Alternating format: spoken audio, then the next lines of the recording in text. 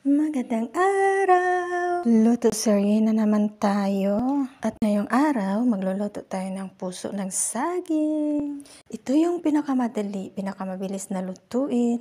Lalo na sa probinsya namin, ang dami talaga niyan sa likod bahay namin, sa bahay ng lola ko. Ang dami. Kaya excited ako magluluto ngayon. Naalala ko tuloy yung lolo ko.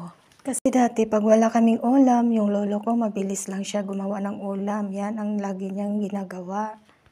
Lalo na paglasing yung lolo ko, naku, pagka umaga, kinabukasan, yan na yung ginagawa niya. Nakakamiss din yung buhay probinsya. Ang sarap mabuhay sa probinsya. At pagkatapos ko ngang hiwain, nilagay ko na siya sa kaldero, nilagyan ng tubig at pakukuluan ng mga 5 minutes, ay hindi naman siya abot ng 5 minutes, saglit lang, para lumambot siya. At ayan na nga guys, tapos na siyang lumambot at i-slice na natin siya ng maliit. Slice lang natin siya guys. Kaya, ayan, nawala, hindi pala nag-record. At pagkatapos ko siyang i-slice, nilagyan ko siya ng asin at saka i-mix mo siya. Mikos mo. Pagkatapos mong haluin, pagkatapos niyan, pigain mo siya ng mabuti para yung tubig niya mawala.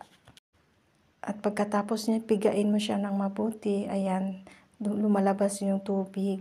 Kailangan mo siyang mawala at saka mag-dry siya. Dry lang siya ng konti. Ayan na, ang dami palang tubig na sobra, kaya excess tubig na yan. Ano excess tubig? Ayan guys, pagkatapos niyan, igigisa mo siya.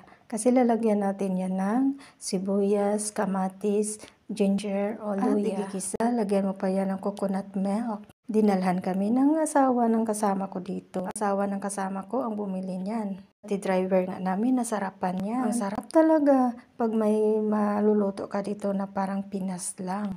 At ayan na nga guys, malapit nang matatapos. Kunti na lang, matatapos din yan. Pangano namin yan, lunch. Ayan na, pipigain lang siya guys hanggang sa lumabas yung tubig niya. Kasi parang may lagkit yan eh.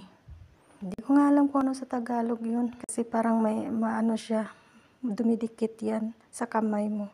Kaya kailangan mo siyang pigain ng maputi, lagyan mo siya ng asin. Hanggang sa maubos mo siyang pigain. At tapos na. At ayan na nga guys, nag-umpisa na tayong mag-isa. Naglagay na ako ng oil, tsaka sibuyas, isunod yung ginger, at imikos-mikos na naman. Ayan na guys. Malapit na talaga. Ayan, ilagay natin yung ating kamatis na hiniwa ng maliit. Optional lang yung kamatis guys kasi kadalasan wala naman naglalagay ng kamatis. At ilagay mo yung coconut milk. Yan yung nagpapasarap. At imikos-mikos na yan. Ilagay natin yung sili na maanghang pero hindi naman. Akala ko nga maanghang. Wala namang anghang. Hindi tuloy ako naglagay ng chili powder. Akala ko kasi maanghang. Ayaw ko din kasi ng mas sobrang anghang. At ilalagay na natin yung ating puso. Puso ng saging, hindi puso ng tao. Ayan, imikos-mikos. Para masarap at mag-mix lahat ng coconut milk sa puso mo. Stay sa puso ng saging. At ayan, imikos-mikos lang.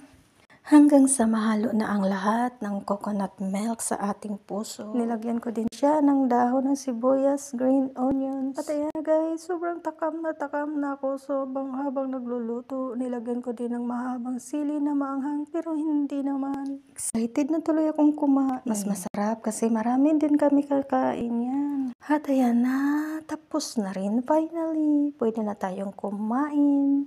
Asan ang kanin? Thank you for watching. Bye-bye!